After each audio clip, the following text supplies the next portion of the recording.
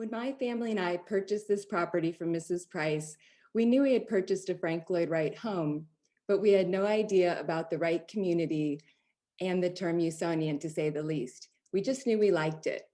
Since then, I've come up with a theory that our house, named Hillside by the Prices, is the Un-Usonian Usonian. I say this jokingly, knowing that there are 5 different types of Usonians and that they would share some features with each other.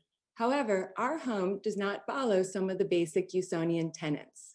The Usonian concept focused on building for the American middle class. The Price family was anything but that. I'm sure you know of their first Wright commission, the Price Tower. And you probably also know Wright designed a home for Price Sr. and his wife in Arizona.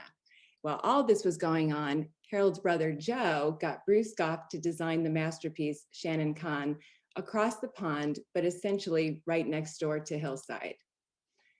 To support my Un-Usonian theory, I should tell you that the house sits on 40 acres, not very common for Usonian homes.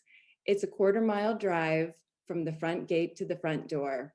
The gravel road curves around the pond and allows you to take in the house from all angles, all the while playing a game of hide and peek.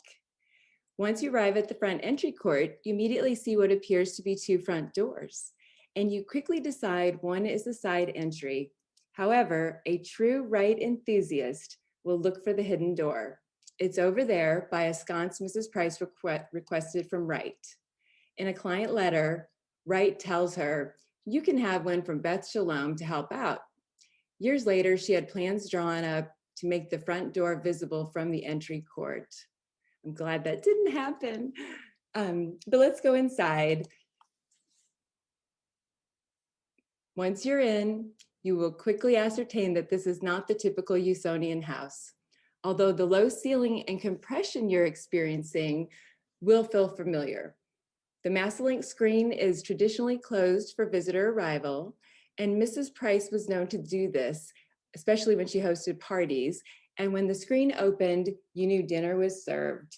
But with the screen closed, you're drawn down to the living room. You're immediately engulfed in organic architecture. Notice the built-in storage, doubling as an art easel on the lower left.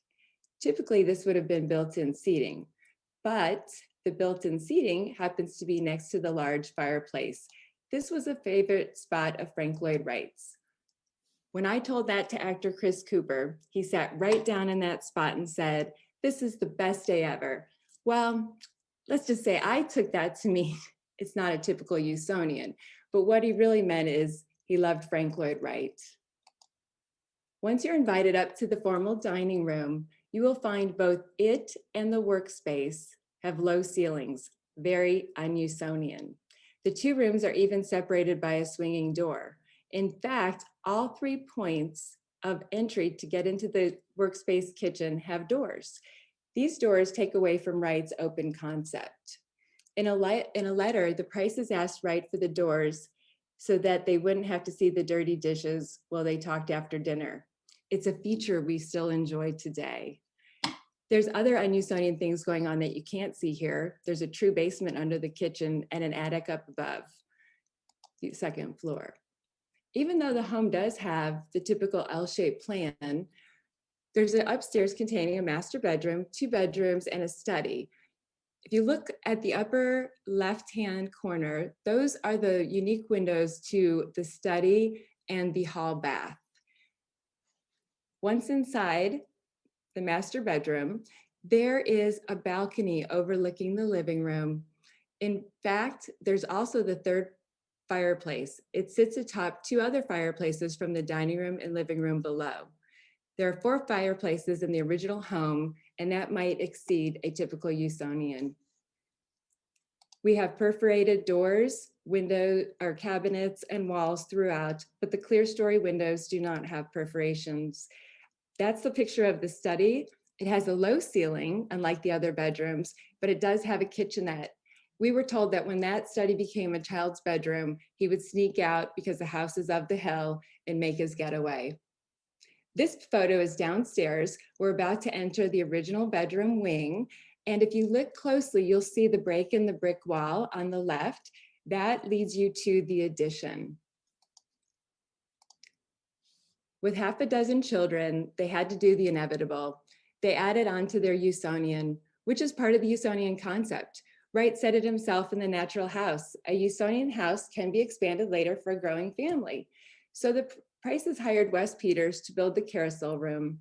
He repeated the art easels, adding long built-in seating, 2 Murphy beds, a movie screen stereo kitchenette, and a bathroom complete with walls featuring 1-inch bright red mosaic tiles. But knowing of Wright's distaste for basements, since they just keep the owners cluttered together, Wes dialed up the descending staircase and made the second basement have a purpose. After years of collaborating on the plans with his clients, what was once a fallout shelter morphed into a play area with a small wine closet making it on the design. Outside, the plans called for a large swimming pool, but the Prices said, "We have a large pond, so what's the point?" Instead, it became a swimming bowl along with a terrazzo patio labeled dance floor. Wes had the task of uniting the carousel room with the rest of the house. Let's take a second to think about that. It wasn't Mr. Wright who designed the addition, and apparently this is deemed a no-no by some current FLW devotees. They might even call it Un-Usonian to tamper with an original Usonian home. So if that's the case, my theory might be correct, that we have an Un-Usonian Usonian, or perhaps just an uncommon Usonian. It's been my great pleasure to share this house with you.